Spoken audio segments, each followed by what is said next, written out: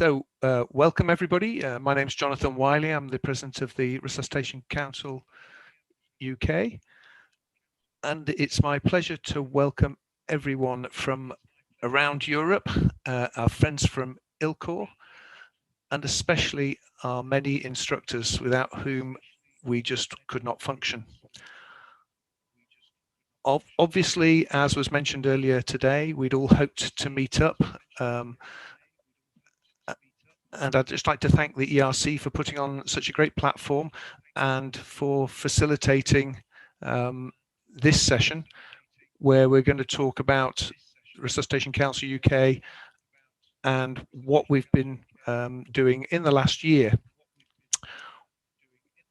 We've had to shorten our time, but we want to look forward and bring up a few issues. And despite what we've all been experiencing, whilst I can't promise that COVID won't be mentioned, it's not going to be the focus of this. So with one exception, we're probably going to take questions at the end. So please send them in through Slido and we'll try and field those. And I will hand over to my co-chair, Dr. Andrew Lockie, who everybody knows as Andy, and he's going to introduce our first speaker. Thank you very much, Jonathan. I was slightly worried what you were going to say there, but thank you very much for that kind introduction. And can I share your sentiments? Welcome to everybody to the Resuscitation Council Hour. Our first speaker is Dr. James Cant, who was appointed as Chief Executive of the Resuscitation Council UK in September 2019. And I suspect that neither him nor the rest of us quite realised the unique challenges that have come his way since then, which he has really embraced and taken on with immense leadership for the council. So thoroughly grateful to him for all he does. And I'd like to hand over now to James to say a few words. Thank you very much, Andy. Thank you, Jonathan. Can I also extend a very, very warm welcome to everybody who's with us today. As Andy said, I joined last September, and one of the first things I was able to do was to go to Slovenia to my first ever ERC meeting. I learned so much during the course of a very few days, met some great people. I was so looking forward to be able to welcome you in person in Manchester. Andy mentions the fact that so much has changed over the course of the last year. I'm reminded of the quote from Robert Burns, which translated into international English really talks about how plans can go awry so quickly. And that really in many ways sums up what we've had to experience and the challenges that we've faced throughout the course of 2020. Suzanne, can I get my next slide, please? So I will speak very, very briefly. I'm really just here as a warm-up act for the experts who are coming on soon. And that's one of the things I'd really like to talk about because Jonathan and Andy have both expressed their gratitude, and I really need to reinforce that as well. One of the things that struck me most since joining the organisation is the extent to which we depend upon the expertise, the goodwill, and the free and valuable support that we get from the clinical community, particularly from the resuscitation community as well. Nothing that we do could ever be achieved without you, and you've really stood up to the plate so much during this really, really difficult time. So thank you so much for all you do for us. 5 very quick points just to set the scene for where we find ourselves as an organisation just now. Business models fit for purpose. So as an organisation, a training organisation, when COVID hit, apologies Jonathan, effectively our business model was fundamentally questioned because training stopped, as you know. You were all diverted into emergency service, and as a consequence, our income dried up very, very quickly.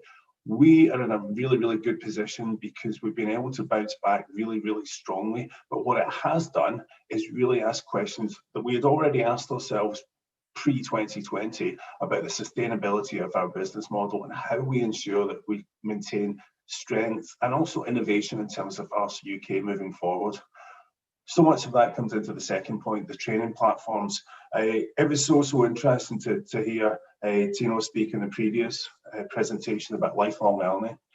We spoke so often in recent years about how digital was the future. Well, digital is now the reality. Digital is the here and now.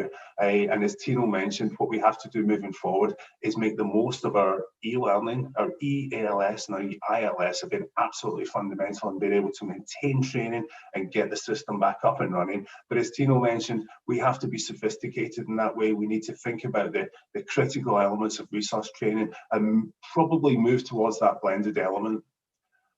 Next point would be about public engagement in a contactless world.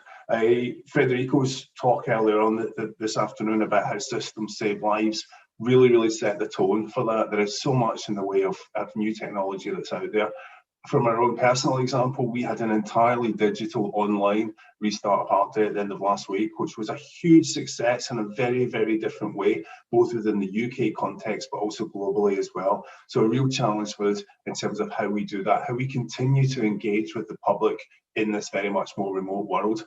Slightly counterintuitively, one of the things that's fundamental in that is bringing resuscitation to life as a story that the public can engage with. So what we would ask all of our community to do is, whenever you have a good potential story, please share it with us, whether it's an opportunity to thank somebody who's stepped up to the mark, whether a clinician, whether a member of the public, or somebody who has that lived experience, because in doing so, what we're able to do is really bring the concept of resuscitation to life in that way. Long COVID, survivors and rehab, friend or foe. I think this is an issue that we really need to consider, and I'm so delighted that we're actually going to have people with lived experience as part of the conference this year. I think it's a real testament to the RC and their commitment that we're going to have that featured on Saturday. Coming as an outsider, in many ways, I see resuscitation as being something of a Cinderella. It doesn't, in terms of the survivor group and the rehabilitation, hasn't received the kind of support that it should do. And what we can see is many parallels in terms of long COVID. I think it's important we learn from what we can do there and share our experiences in the other direction. And then finally, just to finish, global responses to a global threat. Again, as somebody who's worked in the cardiac field for a few years, but is relatively new to resuscitation, the thing that struck me in Ljubljana last year, and it struck me throughout the last 6 months, has been the consistency of message that has come across from the resuscitation community in a global world. And that gives us a huge strength when it comes to providing advice to our clinical colleagues and to the public as well. What we've seen in recent months is that viruses don't respect boundaries, but fortunately, neither does research, neither does best practice, and neither does some of the wonderful relationships that have been built up in recent years at things like the RC.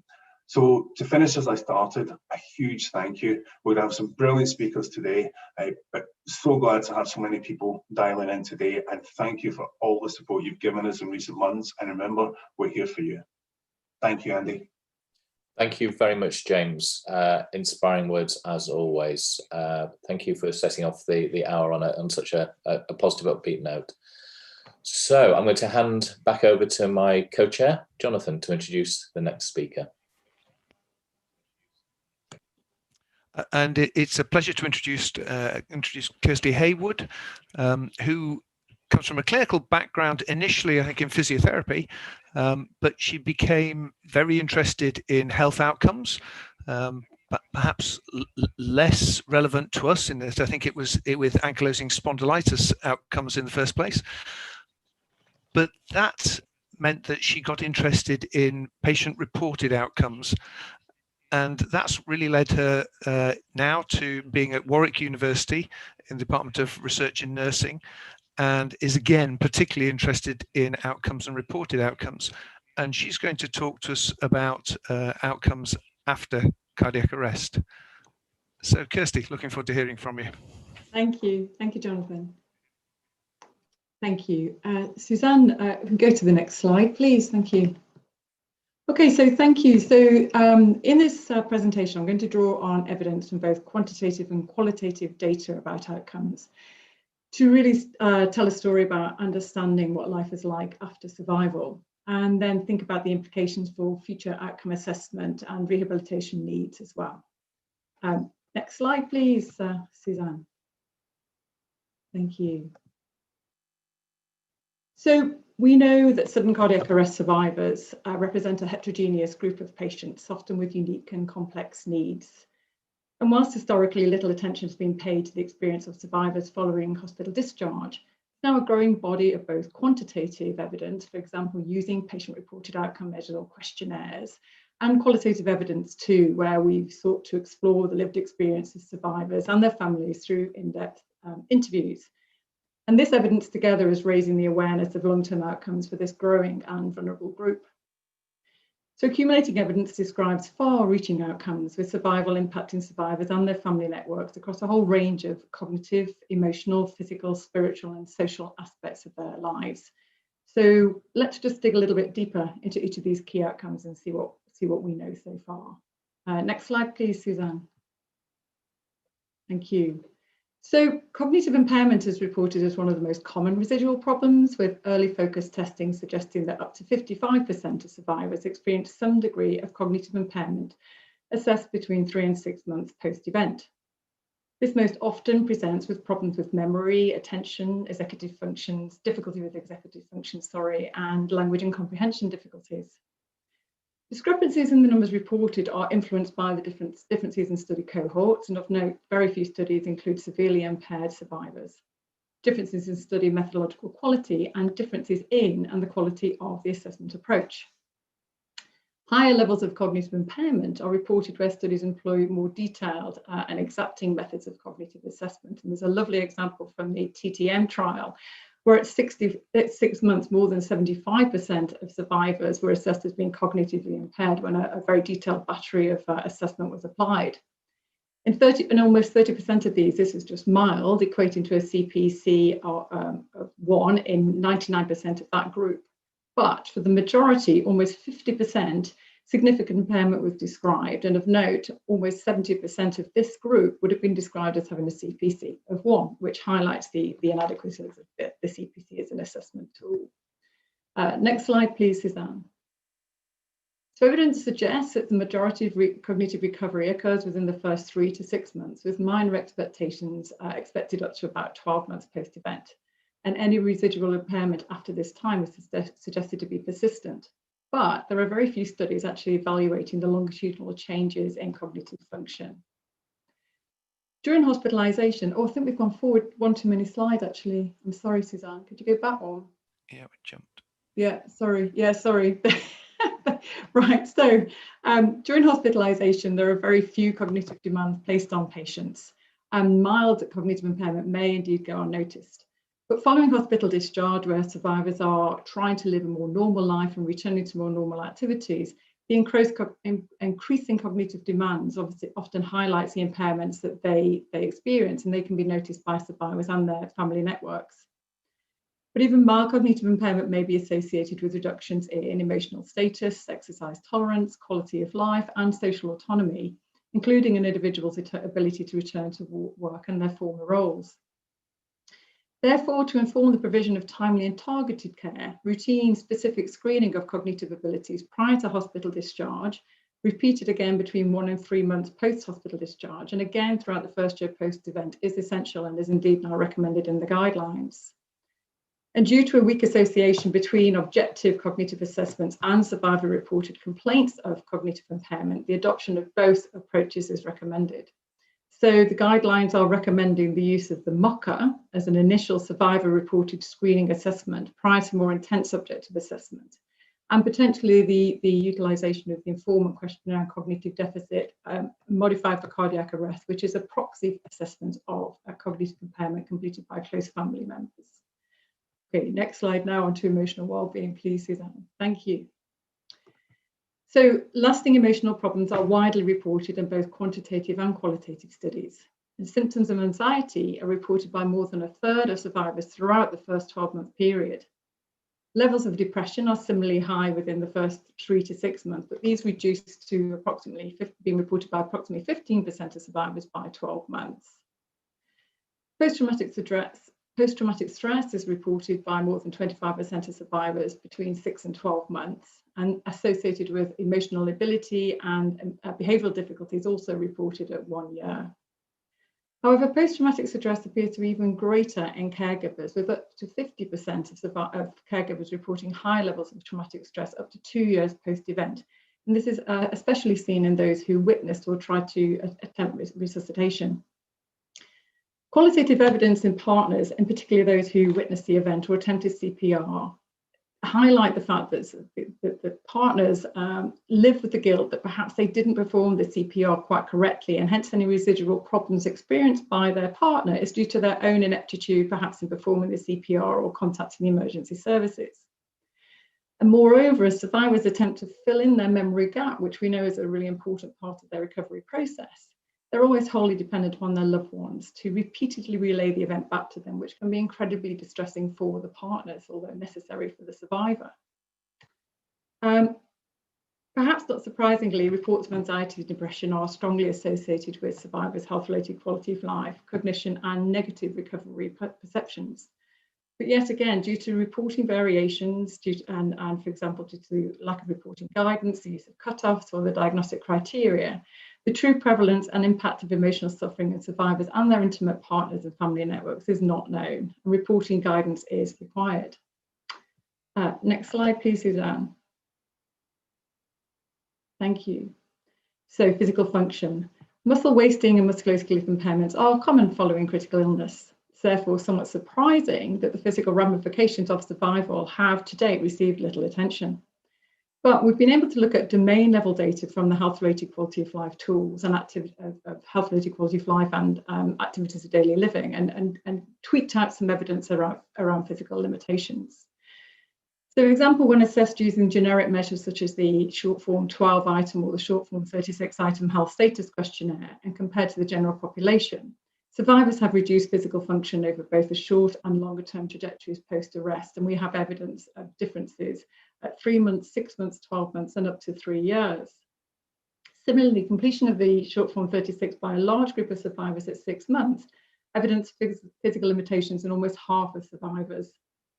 And when looking at items on the Euroqual, the EQ5D3L, severe mobility restrictions have been reported in up to 35% of survivors at 12 months, and limitations in usual activities in almost 50% of survivors. Such complaints are more common in cognitively impaired, older survivors, and in females. Next slide, please, Suzanne. So, an increasingly recognised symptom is that of cognitive and physical fatigue, which is reported by more than 70% of survivors at 6 months, and these levels remain high at 12 months. There's a strong association between fatigue and a range of emotional problems, such as and sleep disorders and stress, physical and cognitive impairments. And although evidence is somewhat limited, 2 small studies suggest that survivors with fatigue may benefit from energy conservation and problem-solving techniques. But a greater awareness of this common symptom is clearly required by all health professionals, but again, health assessment guidance is currently lacking. And when we think about pain, although rib fractures are common in survivors, the concept of pain has also received little attention. But again, domain-level data suggests that in in-hospital cardiac arrest survivors, pain is reported by more than 60% of survivors at 6 months. And in out-of-hospital cardiac arrest survivors, at 6 months, about 20% report levels of pain, but this actually increases towards 12 months, up towards 40% of survivors. And again, further exploration of the concept of pain in this population is warranted. Next slide, please, Suzanne. So by about 12 months, the majority of survivors are at home and living independently. But qualitative evidence highlights the increased feelings of fear, vulnerability, and isolation reported by survivors and their family networks following hospital discharge. And these feelings are often associated with a reduction or a perceived loss of professional support and security. And these will act together as potential barriers to successful social reintegration. And another example from a TTN study is that from the Swedish group is that when compared to matched patient controls, those who've had a heart attack, more cardiac arrest survivors, 46% in comparison to 30%, experience a reduction in their social participation levels at 6 months. There's a strong negative association between this reduced socialization and depression, fatigue, cognition, and mobility restrictions, and to a lesser extent, emotional difficulties. And whilst there are large reporting variations, for survivors who were working pre-arrest, half approximately have returned to work by 6 months, with most, up to 85%, returning by 12 months. However, we know that symptoms of cognitive impairment and fatigue are significant barriers to any such return, with up to 50% of survivors reporting a reduction in hours or significant changes in their work environment and necessary adaptations. And just to add to that, survivor health-related quality of life is often reported to approximate that of the general population. However, the limitations of such broad generic assessments should be recognised.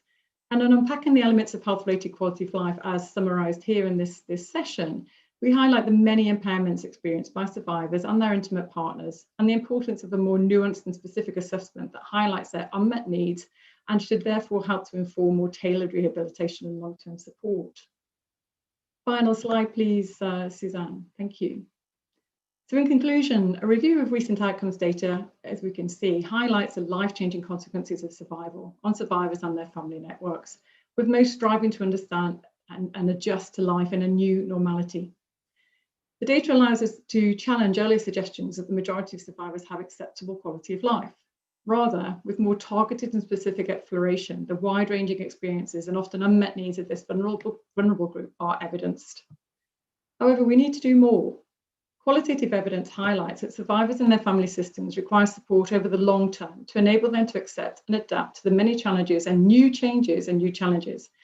But such support, particularly following hospital discharge, is currently limited with significant variation in what's available. There is a clear need for large, good quality studies to provide clear guidance for best assessment practice, in particular for cognitive impairment, emotional dysfunction, fatigue, pain, and health-related quality of life. And I'm really delighted to share with you that we're currently bringing together an international group of collaborators to work towards the development of the first survivor-reported measure of survivorship and quality of life, which we anticipate will have greater resonance with all stakeholders, thus ensuring that important outcomes are assessed and communicated in a way that highlights the needs and supports the provision of individualised and tailored care. Further evidence pertaining to what this care should look like is also required, which may involve a range of rehabilitation interventions, pharmacotherapies, and new technologies. Such studies should take into consideration a longer-term follow-up involving both quantitative and qualitative exploration with survivors and their family networks, and particularly from diverse cultural backgrounds, which is often lacking in this field. And moreover, the needs of survivors with less favourable outcomes should also be considered. And just to follow up from a comment that James made at the beginning of this session, to ensure that research really addresses what matters, we should endeavour to work collaboratively with survivors and key family members as research partners to co-produce future guidance and to ensure that the research and recommendations that we make are relevant, acceptable and implementable. Final slide, please, Suzanne. I'd just like to thank my co-authors of the following guidelines and statements, and particularly Kelly, Gisela and Veronique, and our PROM buddies who are working together on this new PROM initiative. And if you would like to know more about the PROM work, then please do get in touch. Thank you. Thank you so much for that, Kirsty. A couple of things come up, and because I know you have to go to another presentation and might have to leave us. So one question that came up was whether those cognitive impairments were permanent by the time you had measured them, or was there any recovery? And if so, what percentage was a permanent impairment? I think this highlights where the evidence is quite limited, Jonathan. You know, we're basing this evidence on what has been reported, and we have evidence of reporting between 3 to 6 months, and then some more evidence of reporting at 12 months, and very little moving on beyond that. And the evidence suggests there might be some marginal improvement between 6 and 12 months, but I don't think the evidence is particularly strong. Another question was what percentage of out-of-hospital cardiac arrest can resume a normal life? But this data was not just out of hospital, was it? No, predominantly out of hospital. Again, that we don't really have clear evidence of that. You know, the suggestions that 50% return to work, rising to 80%, 85% towards the end of 12 months, but we don't really know what normal is and what normal life revolves around. We know there are lots of adaptations that people have to encounter to enable them to return to some degree of normality, but they still experience lots of challenges. And I think the qualitative work, we're currently conducting a meta-ethnography of all published qualitative research to really help us understanding the kind of framework that should underpin this measurement idea moving forward, and trying to better understand survivorship, being able to detail when people reach that normality. I don't think we know that. I think the sense is actually it's perhaps a new normality. Yes. That we need to enable people to recognise that perhaps we're never going to get back to that pre-arrest state, and that we have to learn to live with the changes and adaptations that are required to allow people to move forward. And that's kind of very much work that came out of some of the qualitative work that we undertook for COSCA. And I'll be speaking more to that on Saturday morning as part of the Survivorship Day. So I think rehabilitation needs to think about how we enable people to adapt to a new normality. So that was actually last question then, was Mark Hodkinson's question about who should be responsible for the aftercare and follow-up, because he wondered whether pre-hospital should be involved. I want to complicate that question just a little by adding in what we got from our conference at the end of last year, when we heard from both survivors but also families where either children or adults had not survived, and to say, just add on to that, what do you think we should be doing for families? Because we're talking here about survivors, but there's a whole lot more people that have been through a bigger trauma of losing someone. I think you're absolutely right. I think, we're just starting to really open our minds and our thinking towards understanding the needs of survivors, but you're absolutely right, the partners also need support. And we can see just from the data presented here that partners are experiencing significant post-traumatic stress, and they're having to live with an awful lot of change, and they're not getting any support. We're concerned that survivors don't get the support that they need, but family members and family networks are getting even less. But I think, again, as you suggest, the question of what happens to family networks when their loved ones die, I don't think we've done.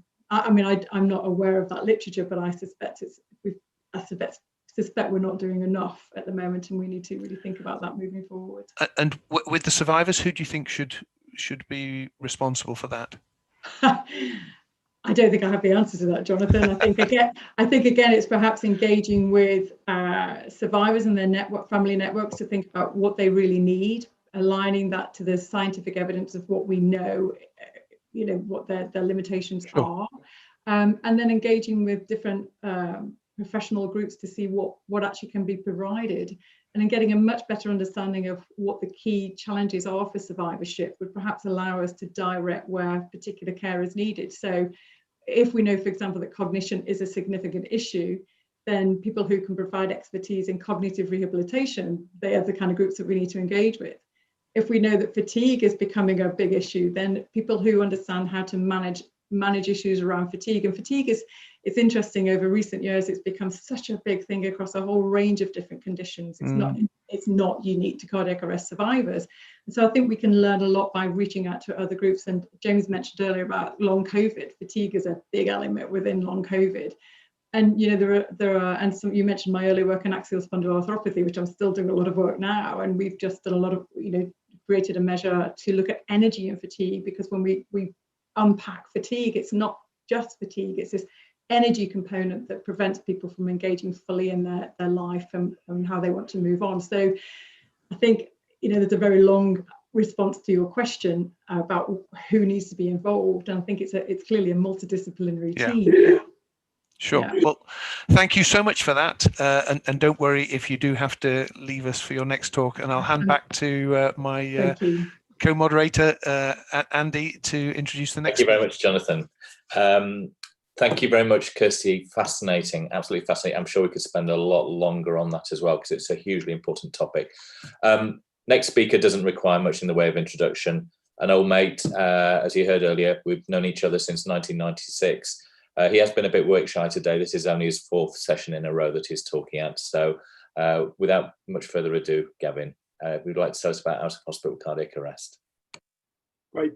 Thanks very much, Andy, for that kind introduction. So I'm going to take us on a whistle-stop tour of out-of-hospital cardiac arrest. I'm sharing my screen top to the IT support, but I'm not seeing the slides being projected. If there's anything that they're able to do to support that, or maybe I actually just need to push the share button, and I discovered that all the technology is in my hands. So thank you. So without further ado, let's provide a little bit of context of cardiac arrest, out-of-hospital cardiac arrest in the UK. Each year, there are 30,000 people that sustain an out-of-hospital cardiac arrest where resuscitation is attempted or continued by the emergency medical services. These data are drawn from the out-of-hospital cardiac arrest outcome registry that's hosted at the University of Warwick and run in partnership with the UK ambulance services, and it receives generous funding support from the Resuscitation Council UK and the British Heart Foundation. Amongst those 30,000 people, the hearts are restarted in approximately a third of patients, and 2,500 people, 9%, survive to go home from hospital each year. But there's great potential for us to improve that status and those outcomes. And I'd like to really consider that and the performance in the UK over the course of the next few slides. So bystander CPR and strengthening the chain of survival is a key initiative seen across the international literature. I'll allude to a number of interventions that we've been using in the United Kingdom that has seen a slow but steady increase in bystander CPR rates. To interrupt, Gavin, could you go to slideshow, please? It's on presenter view. Ooh.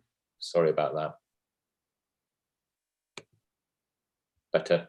Oh, no, we've gone just to you. No. Sorry to interrupt your flow there. That's okay, Saloki. Ah, perfect. There we go.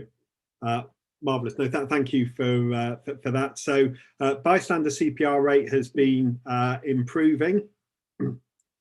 And the use of public access defibrillation has seen some improvement, but is still disappointingly low at less than 10% of people that sustain an out-of-hospital cardiac arrest having a public access defibrillator deployed. The one thing that the 4 nations of the United Kingdom are truly united about is the need to improve outcomes from cardiac arrest. And each of the 4 nations has developed a community resuscitation strategy designed around improving the chain of survival in order to deliver a greater number of survivors from out-of-hospital cardiac arrest. And we're fortunate to be supported by a huge number of charities, of which I've just shown a very small selection here, who are all united by the common goal of wanting to save more lives from cardiac arrest.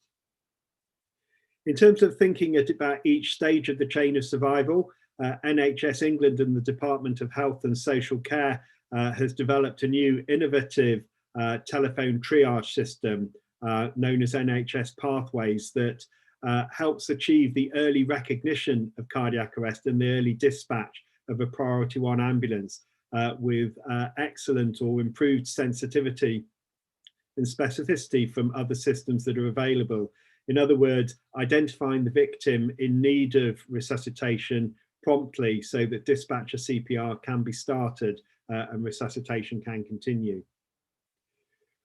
The Resuscitation Council UK have developed quality standards for CPR and A&D in the community setting. And a key element of those quality standards are the importance of every citizen that is being able to recognise cardiac arrest, call for CPR and call the emergency services and locate and use an AED. There are a number of other initiatives that the Resuscitation Council UK have been supporting. The CPR right now is a short animation that walks individuals through and familiarises them with the steps that need to be taken in the event of recognising and starting resuscitation and where necessary using a public access defibrillator in order to save a life. The Lifesaver platform is an innovative platform that engages and brings the learner into a series of simulated sessions where they can learn how to perform chest compressions, they learn how to recognise cardiac arrest, and they learn some emergency first aid interventions. The Lifesaver platform has recently been extended so that it can sit in a virtual learning management system, the eLifesaver, and track the progress of individuals through the various learning tasks. And the virtual Lifesaver app, again, something fascinating in order to engage with the end user, in order to make resuscitating somebody from cardiac arrest an engaging learning experience. Moving on to the Restart a Heart Day, I'm not going to dwell on this particularly, other than again to note that the Resuscitation Council UK with partners has played a huge role in driving forward this campaign. And whilst in 2020, in the context of the coronavirus pandemic, there's been relatively little hands-on training compared to other years. Nevertheless, this has had a huge dissemination of the importance of resuscitation in our communities. We have a number of other systems that are supporting the chain of survival. The Good Sam app, led by Mark Wilson, provides a community responder application that can identify and track the location of bystanders and to send them to the scene of a cardiac arrest. The British Heart Foundation have developed a national database, the Circuit, which is aiming to log the location of every single database in the UK and to provide that immediately to ambulance services so that public access defibrillation can be applied rapidly. The National Institute for Health Research is supporting research which is looking to optimise the location of public access defibrillators so that they're in the right place at the right time to help the cardiac arrest victim.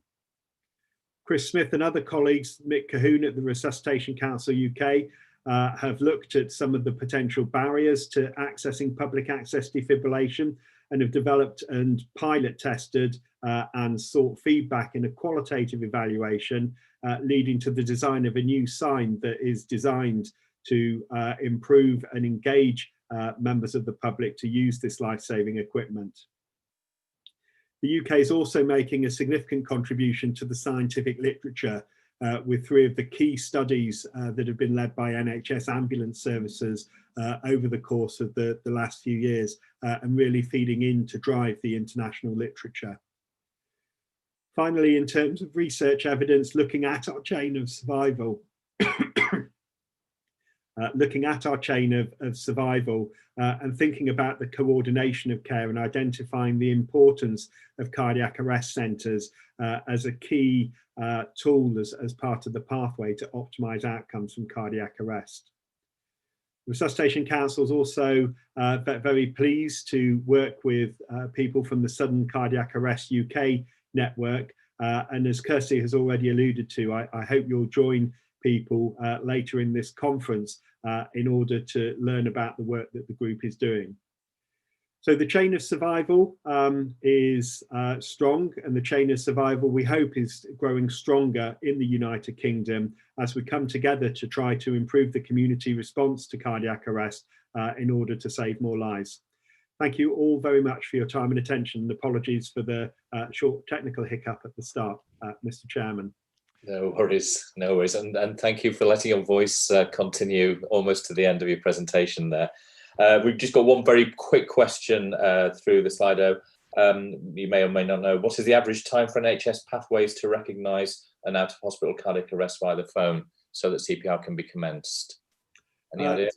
So I think Charles Deakin would be best placed to answer that because he did the primary research. I don't have the figure immediately to hand, but my understanding of the evaluation is that it's more rapid, a lot more rapid than some of the other systems. It's really very simple. Is the person conscious? Are they breathing normally? So it's no go in the event of negative responses straight into telephone CPR. Thank you very much, Gavin. Pending any questions later in the discussion, you may now stand down for the day. Thank you, Sir Lockley. I shall hand over to Jonathan. Yeah, so please do keep the questions coming in and we'll try and round up and collect them at the end. It's a great pleasure to introduce Sue Hampshire, who's our Director of Clinical and Service Development at Resuscitation Council UK. Of course, Sue started out in nursing, was in Oxford and became a senior resuscitation officer before coming to help us all out. And really that director bit, we all secretly know that she's the director of most of us actually at the Resuscitation Council UK. So Sue's going to talk to us about in-hospital cardiac arrest. Thanks, Sue. Thank you, Jonathan, for that introduction. And I'm not sure I can quite live up to that, but we'll see how it goes. I'm going to centre my short presentation on in-hospital cardiac arrest in adults, as Sophie's going to take on the paediatric role. Can I have next slide, please, Suzanne? I'm can't get through this talk without mentioning COVID, and I think year 2020 has been a year like no other. I'm not going to talk about COVID now, but I just wanted to highlight the fact that it's really impacted on everything we do. One of our real areas of importance is that of conversations, having good conversations and personal anticipatory care planning. Our RESPECT programme and process really takes this on board and really promotes it. RESPECT, for anybody who is unaware of what it stands for, is the recommended summary treatment plan for emergency care and treatment. It's a process. It involves conversations between patients and their healthcare professional, and it's really about what they would want to happen in an emergency situation. It may include a decision that they are not for resuscitation, but it may also include a decision that they do want to be resuscitated. So it is really looking at every area, every aspect of care, and really personalising it to the person who's involved. We've actually just released version 3 of the form that really summarises the conversation and the plan, and we're really looking forward to seeing how that is developed within the community, and we will be looking for comments and feedback on that. So we hope you'll join us in that one. It's so important to us, the conversations and anticipatory care planning, and we will champion that as we move forward. I guess we also have to look on 2020 as a year where we've looked at new ways of working. We're all certainly still working remotely, but we would encourage you to keep in touch with Resuscitation Council UK via our support system. We are very, very keen to keep our lines of communication open with you all. And it's really important for that, because we will really support you through this time, and whatever we can do to help, we certainly will. It's also given us time, well, a little bit, to think about new ways of thinking. What are we going to do moving forward? It's probably shifted our thinking about training and resources 5 years ahead of where we may have been at this particular time. There was a comment earlier about our EALS and EILS courses, and thank you for that comment.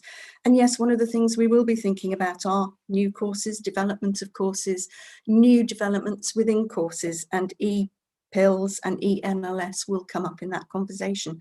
So again, thank you for raising that with us. And part of the other new way of thinking, we've already alluded to survivors and rescuers. We need to think about support that we can give. And by rescuers, I'm talking about anybody that has to do cardiopulmonary resuscitation and the support that they may need post the event. Suzanne, could I have the next slide? The National Cardiac Arrest Audit, or NCAR as we really know and love it, is really important to us, and we continue to co-fund that alongside ICNARC. There is now emerging data, and we do recognise the importance of that data. It's been a difficult year for data collection, but there is an annual meeting in December where new data will be presented. I do have a few little snippets from that new data, which only arrived with us last night, so hot off the presses. The data will show that there are around 176 hospitals inputting data into the National Cardiac Arrest Audit at this time. It does show a small decrease in the number of cardiac arrests, or in-hospital cardiac arrests, to just over 13,000, and the survival rate with a small decrease to around 24%, but that's ongoing, and it's not any different really to where it has been. I think the interesting results will be the following year when we're looking back at 2021, but we do continue to support that. It does offer hospitals the chance to review where they are, their systems and practices, and hopefully improve their governance, but it also offers the opportunity to use that data for publications. And I've just put a couple in on this slide just in case anybody is interested in following those later. Can I have the next slide, please? This slide speaks for itself. The numbers are phenomenal here, and I think if I say nothing else about this slide, it is just really a huge thank you to all our training centres, our course centres, our administrative staff within those centres, our resus officers, practitioners, our instructors and our directors. There are phenomenal numbers there, and we can't thank you enough. I've already talked about the e-learning courses that we offer, and the fact that we've continued to run courses or allow running courses throughout this year.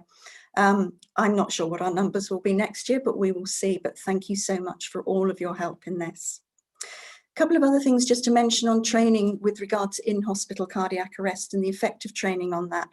We were able at very short notice to release a modified e-learning module for the staff that were returning to practice in the Nightingale hospitals, and we believe that was quite well received, along with our e-lifesaver package, which has been open to non-clinical staff. And again, I don't need to stress the importance of blended learning. Next slide, please. I did say I couldn't talk about in-hospital cardiac arrest without mentioning COVID-19. I think I just want to say really that in March, Resuscitation Council UK published resuscitation guidance for suspected or COVID positive patients, along with corresponding algorithms. And we've remained consistent in our guidance throughout the pandemic. And although we regularly review them, we will not be changing them unless there is a need to do so. There's been superb partnership working with a lot of the Royal Colleges, including the Royal College of Psychiatry, Royal College of GPs, Royal College of Physicians, and Pediatrics and Child Health. We do appreciate the amount of work that's gone in, and we do appreciate that a lot of staff have been redeployed, and we continue to thank you all for everything that you do. We'll continue to take feedback and we will act on that feedback. Next slide, please. It just remains for me to say a huge thank you again to everybody and to reiterate what everybody else has said about this year and the need for continued support in all areas of resuscitation. I'm very happy to take questions or for anybody to contact me later on. Thank you very much. So thank you very much indeed for that, Sue.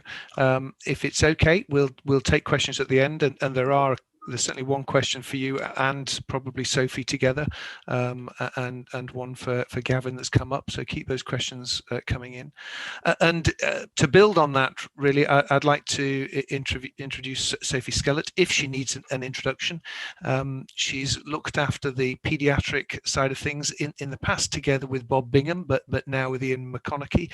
And Sophie is a paediatrician and a paediatric intensivist at Great Ormond Street, and she's going to tell us about Pediatric in hospital cardiac arrest. Sophie, thank you. Thank you very much, Jonathan. I've been part of a team who devise and update the EPALS course. It's really important to measure how effective our training is. And part of this is measuring the effect that we have. And we're fortunate enough in the UK to have access to the NCAR database. Next slide, please. So the National Cardiac Arrest Audit is a collaboration, as Sue said, between ICNARC and RCUK. It collects information on all the in-hospital cardiac arrests attended by what we call our 2222 teams in the participating hospitals in the UK. And we call them that because that is the emergency number that we use to call emergency help in all UK hospitals. Now, the National Cardiac Arrest Audit includes all patients older than a month, and the limitations are that obviously the participation of hospitals is voluntary, and it excludes patients who arrest in areas where the 2222 teams may not be called. And the definition of a cardiac arrest is receipt of chest compressions and or defibrillation. And this gives us the results that we see each year that are published, as Sue mentioned in the NCAR meeting, of about 16,000 cardiac arrests in adults in hospital each year. And for about paediatric, it's roughly about 250 cardiac arrests per year. Next slide, please. We looked at a summation of data between 2012 and 2019. And the reason we sort of grouped it all together is you can see that paediatric in hospital cardiac arrest is quite a rare phenomenon. So we looked at 7 years worth of data, and at the end of the participation, we had 203 hospitals out of 250 hospitals in the UK participating. The results of this showed that we had ROSC in about 69.1% of our patients, survival to hospital discharge in 54.2% of our patients, and we saw a very, very low incidence of BF and pulseless VT arrests at 4.3%. We also did notice there was a difference in the ROSC rate between children's hospitals and what we call acute general hospitals. And we define children's hospitals as centres that had a paediatric intensive care on site and delivered specialist children's services. Now, we can't be absolute about the meaning of the differences between these numbers, because we didn't have any information about case mix, epidemiology, or the numbers of admissions. So that prevented some further statistical analysis and hence further interpretation of the findings. But it gives us an area to further explore, because there are similar papers in other areas looking at the difference between children's specialist areas and general areas. Interestingly, the CPC 1 and 2 survivor group was 70% of survivors, and the survival from non-shockable rhythm was about 52%, and survival from shockable rhythms was 64%. We also looked at survival after just bradycardia, and that was higher again at 70.6%. And survival of CPR greater than 20 minutes was about 24%. And our greatest survival was in the under 1 age group, which of course is in complete opposition to out of hospital cardiac arrest. Now, like Sue, I was given the data for 2019-2020 last night. And I can say that the number of arrests up until the end of March for children hadn't dropped significantly in that time. And again, it was 220 for the year. And the ROSC rate over the 5-year preceding that was 69.3%, so very similar, with a survival to hospital discharge of about 55%. So no real increase in the survival to hospital discharge there. We did notice a slight drop in the number of arrests at a children's hospital. Next slide, please. Now, obviously, everything changed in March, April this year, and we had the challenge of COVID, and that was linked to the fact that obviously children need their rescue breaths. Most of them have hypoxic arrest, so it was really important when we looked at the algorithms to make sure that we kept in breaths for children in the emergency algorithm. And as Sue said, we drew up algorithms for those who had suspected or confirmed COVID cases. And we got lots of emergency training, team training about how to don and doff in a hurry, how emergency teams could be prepared. And lots of hospitals, included my own, developed dedicated intubation teams of anaesthetists who would come to aid the emergency medical teams in a very quick fashion. So the RCUK algorithm that we put out for pediatrics in early March, April has stayed the same. And as Sue said, we've regularly reviewed it to see if it needs updating at all. The challenge of CPR in PPE is immense, and I've done it myself a few times. So you do get very hot, and we very quickly moved to a system of chest compressions only for 1 minute for providers, so that we kept up the best quality of chest compressions. And in the paediatric world, we had the additional challenges, maybe not of all the COVID patients that the adults had, but we had lots of paediatric patients who came in very late in their diagnoses because parents were afraid to bring their children to medical attention. So we had some very late diagnoses, particularly of certain DKA and cancers in our area. And we also had the phenomenon of the new hyperinflammatory syndrome that we noticed in paediatrics, which was occurring 3 to 4 weeks in children after there'd been a high spike in adult COVID in those areas. And now we're looking to the future and to our new guidelines to keep improving outcomes for children. And by being able to benchmark what we do by measuring the in-hospital cardiac arrests, we hope to devise ways to continue to improve in the future. Thank you very much for your time. Thank you so much for that, Sophie. So there are questions now for all of you, and we've got a little bit of time. One probably for Sophie and Sue, but Gavin might well want to chip in. From John Stewart, does NCAR track time interval data? He says, because that topic used to be central to the Stein guidelines for in-hospital cardiac arrest, but it's disappeared from the latest version, and he wasn't sure why. You mean time to adrenaline and time to defibrillation? That's what I assume that he means. Not to my knowledge, no. Yes. It's been talked about at the steering group, but I think it's so far it's been a difficult metric to reliably to get. Okay. And just a clarification, you mentioned 4.3% VF or pulsus VT. The question was, is that just as a first rhythm or at any time during the arrest? That's as a first rhythm. We only capture the first rhythm. Okay. And one for you, Gavin, from Tara Peaks was, are defibs now registered in the community? I think I know what this is going to be. Yeah, so I think defibrillators are registered in the community in a number of different, settings and databases for that. I think the key thing to make defibrillators accessible is to register with the local ambulance service. And if people register with the local ambulance service, then that data often informs things like the circuit, the British Heart Foundation's National Defibrillator Network, and then other, such as the Community Heartbeat Trust and the Good Sam app. But the key conduit is to register the defibrillator with the ambulance service so that it's available through all of those platforms.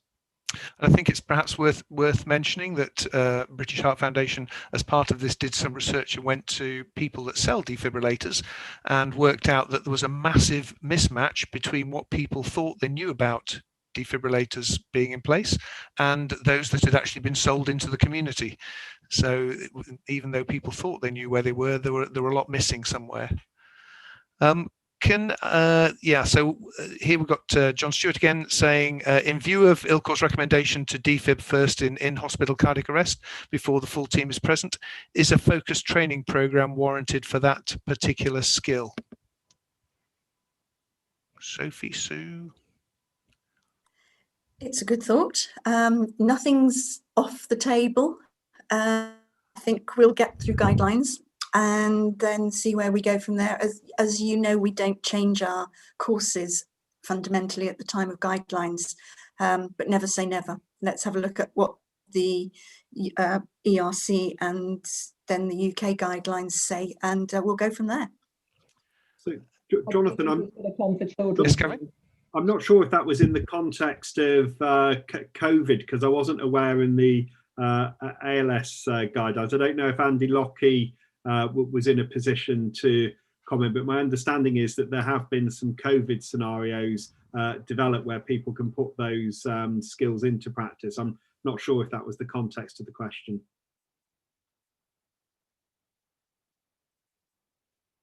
You're on mute, Jonathan. Sorry, I can't tell from the question that was asked, and Andy Lockie has had to unfortunately go to chair another session. There was a slight overlap for which we apologise.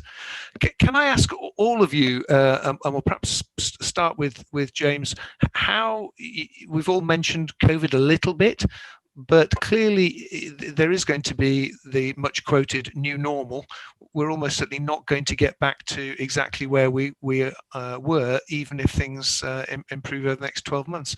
Where do you see things going in terms of training courses and interaction? Starting with you, James. Okay, so I'm conscious of the fact that many of the people on this call came off 14-hour shifts, and then in their spare time to relax, helped us rewrite COVID-specific guidance that was then shared with the resource community. What that does is it underpins the relationship I feel that we need to have with the resuscitation community, and I think it's important that we as an organisation listen to them, and we listen to the type of training and the format and the mechanisms that best suit not only their learning styles, not only their work practices, but actually the way in which they're living their lives moving into the future. For me as an outsider, I'm not a medical doctor. I started off life as a teacher. I look at very much through that educational prism, and I see an opportunity through technology and a necessity through circumstance for us to have a variety of different learning styles and professional and personal circumstances that are catered to in that way. Again, to go back to one of the comments that was mentioned in one of the previous sessions, this notion of lifelong learning. And I think that's what we need to do as an organisation. Those of us who are involved in education and resuscitation, is we need to start making sure that what we offer has a variety and really meets effectively our clients' needs. And it's a big, big challenge for us, because I think traditionally it's been quite one size fits all, and we will not and we should not get away with that moving forward. Okay, so you were nodding to that, Sue, and we have seen courses build up again with all centres taking innovative approaches. Yes, and I take my hat off to anybody who's getting courses up and running, and I'm hoping that some of our top tips and amended regulations and certification and case studies have helped within that setting. And certainly if there's anything more we can do to support, just let us know. I think I very much echo what James has said. One size doesn't fit all. This is a multi-sized, multifaceted, multimodal teaching environment we're in. And as I said just earlier, nothing's off the table, everything's on it. And we'll take advice from everybody, from our candidates, from our instructors, from educational people as well, and you know, the types of educational modalities that we can use, and put it all in a pot and hopefully come out with something that's brilliant. Okay, Sophie, anything you want to add? No, I agree. We've got to find different ways of working. I mean, we've been working in educational bubbles for trainees at GOSH, and so that they're always in the same sets of learning, so they don't mix up. But you know, different ways for different people suit different people. But it's important we do get back to training. Just one question specifically for you, Sophie, whilst you're still there. Was hypoxia still the most likely cause of in-hospital cardiac arrest in paediatrics? Yes. Question mark, yes. Gavin, yeah, there was a clarification came back saying the defib training was indeed meant in the context of COVID. Any other questions? No, any comments from the panel themselves as we come to the end of this session? Yep, Sue. There had to be, didn't there? It's a great shame we couldn't meet together in Manchester, but I do hope that this has given all of our community a chance for us to meet and to talk together, and roll on whenever it is we can meet again. But thank you for coming along and listening to us. Lly, and I'd echo that. I'd first of all thank all of our panel, even my absent co-moderator Andy Lockie, but especially you for signing in and sending your questions through Slido. It was a disappointment not to meet up, because certainly with the RC UK, we felt that the meeting, those of you who came to the one in Birmingham, was such a step forward, and for us, we felt a step up, that we wanted to take that forward. But thanks very much indeed for taking part, and enjoy the rest of the conference. Thank you now. Bye-bye, everybody.